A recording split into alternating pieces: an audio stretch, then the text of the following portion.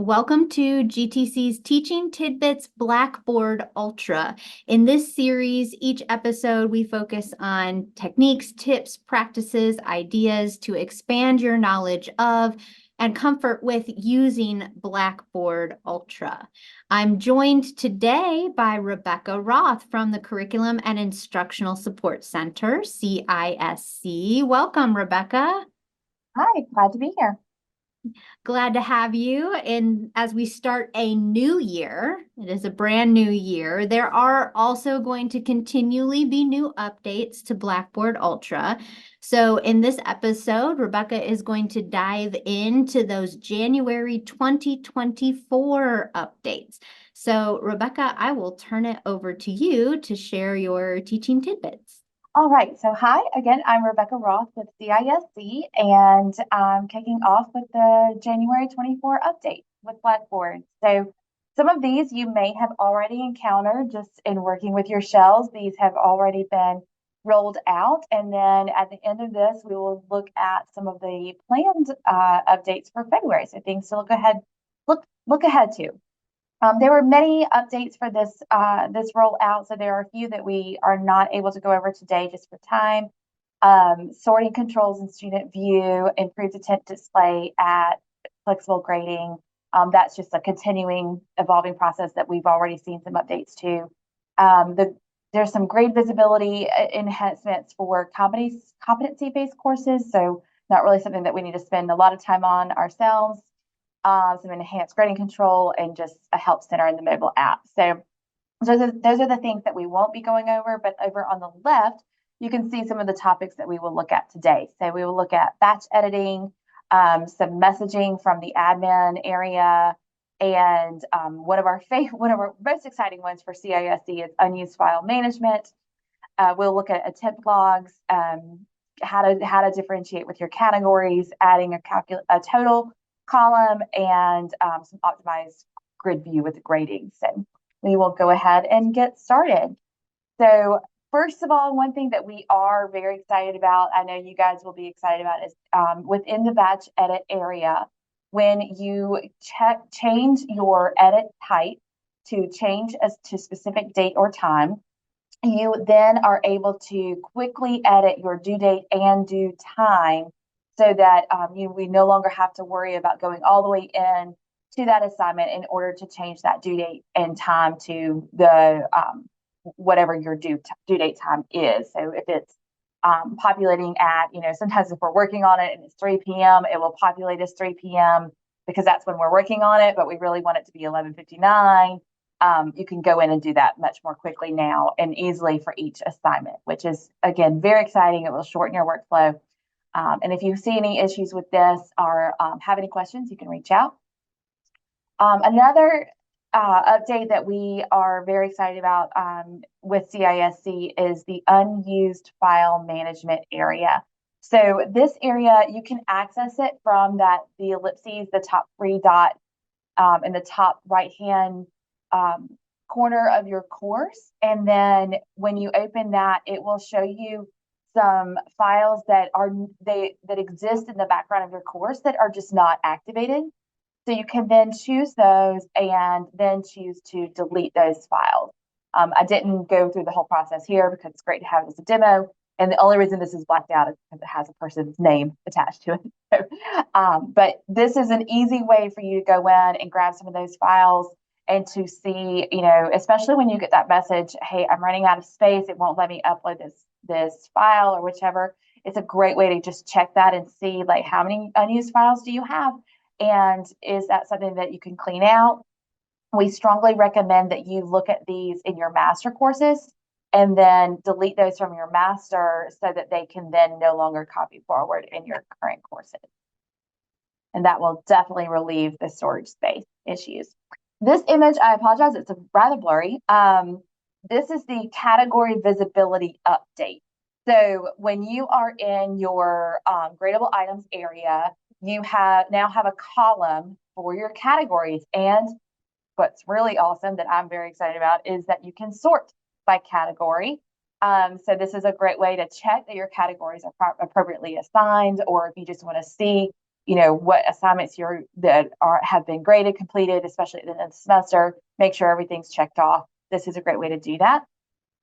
And this is coming to the grid view area. So typically they do roll out these updates in the gradable items area first, and then the grid view area follows suit in a future update. All right, so next we have attempt logs, which again, those of you who remember in original, you could go into those view attempts and look and see all the data around a student submitting work, and now we can get back into that. So that is also from, if you go into the gradable items area and you go over to the ellipses for that item, you can do the drop down and choose attempt log. And then this will show you, and this is from the students when you've clicked into the students assignment. Sorry, I left that part out. So this will go into whatever you have it set. I typically have mine set to the most recent attempt, just because a lot of my courses are writing-based courses, so the most recent attempt is probably going to be what they want me to read. But just make sure that you pay attention that you've chosen the correct attempt. Obviously, if we're looking at an attempt log, yes, we want to see that they're submitting it, but there may be multiple attempts in this log. So unlike an original where you had all the attempts in one view, you do still have to toggle. And then it will tell you when that person started the attempt and when they submitted the attempt. In this case, it was a quick upload, so it was a quick turnaround. And then if you wanted to look at that, the difference between, that was my attempt 2. So now I want to switch to attempt 1, same thing, toggle down, and then it will pull up the statistics or the data for the attempt 1 for that particular student. So it's, again, a great way to, to check, to see, what's going on with your students, to see how long it's taking them to complete something, if they opened it and then didn't submit it, trying to figure out what happened and kind of problem solve for your students there. All right, so this is another addition to the grid view, is that you now have the ability to add a total calculation. Total calculated columns were in the original course view, and now they're in Ultra. We don't use these as often. This does not replace your overall grade by any means, but some courses do like to have that running total for the students to be able to see. And another one that I'm very excited about is the optimized grid view. And you'll notice in this quick little clip, the title of the course up here, that takes up so much white space, it rolls up as you scroll down. So they aren't rolling all of it up. You still have your search bar, and you can still see a little bit of your tabs up here at the top. But it does allow you to then view more students in that student list. So they are working on optimizing that grid view to where it's a little bit more user-friendly with the visibility. And again, I notice this most often when I'm trying to work through my grade book on my laptop. If I'm on a monitor, it's less of a problem, but the laptop is a bit frustrating when you're limited with what you can see. All right, so this next one is the admin messaging, and this typically will only affect department heads and APDs, but I chose to include it here because now you do, as an admin, you do have the ability to go in and send a message to students in a course without having to be enrolled in that course yourself. So previously, we would have admins, department heads, APDs would have to enroll in that course as an instructor to then be able to send a message to the student group. Now they don't have to be an instructor. And this is going to be most beneficial when something has happened. And for example, if there's an emergency and the class is canceled, or the instructor is out or running late, or whatever it is. When I was in that role, there were times where I would have to send out a group message to students. So this is a great way for department administrators to then do that if it's needed. So without having to be an instructor. And keep in mind that if you do this as the admin, you will not then receive messages from those students. They cannot reply to you, and you don't have to worry about remembering to pull yourself out of the course because, as you know, if we forget to do that, all of a sudden we get those students' messages. So we don't have to worry about that anymore. Okay, so those were the highlights from January, and coming soon in February, so right around the corner, We have the addition of forms and Likert question types. So these are questions you can build a questionnaire or a survey in Blackboard the same way you would build a quiz, but we don't have to call it a quiz. So this is how you can create some student surveys, some course feedback surveys, things like that. And the Likert question, just to remind you, is the ranking type questions where you can set it to be like a ranking of 1 to 5 or a agree, disagree, strongly disagree, feel neutral, those types of questions. So these are great for those courses that do require surveys. So those can be built directly into Blackboard without having to use a third-party tool like SurveyMonkey. The rubrics, they will be increasing the performance level descriptions there. What you choose to display will persist throughout as you continue to grade. There will be improved reminders that you can send from Gradebook, some improvements with the audio visual recording and feedback that is in the rich text editor, and just a few more things in this due date. One thing, the long student name visibility. So this is one of those things where if you have a student whose name is truncated in the grid view, if you hover over their name, the full name pops up as a tooltip.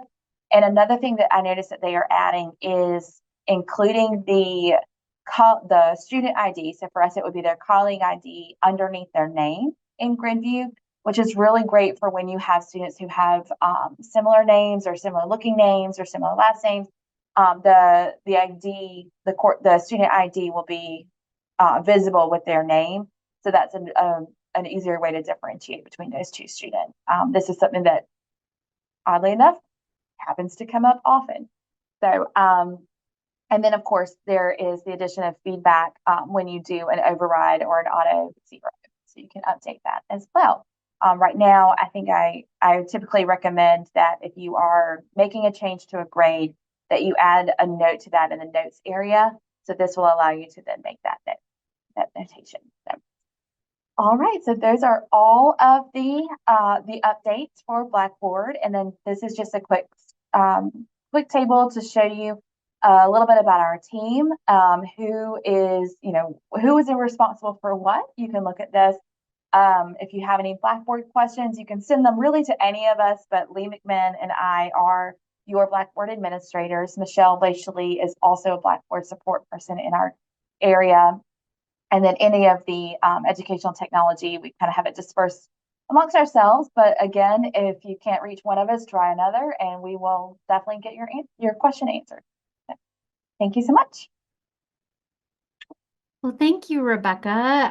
Some exciting updates. What I've noticed about the updates kind of continually seems to be that they're continually making updates that is trying to make things more productive, more effective, less clicks or tasks for us as faculty in managing our courses in Blackboard.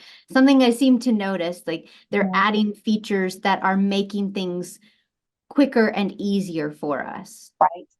Multiple access points seems to be the goal, which I'm very appreciative of, because, each instructor, especially with the gradebook, some prefer the grid view, some prefer the list view, and being able to do all of the, click on all of the options from either view, I think is definitely a priority. And even for myself, and I switch out and back between the two, So again, it just depends on what I'm trying to get done that day. Yes.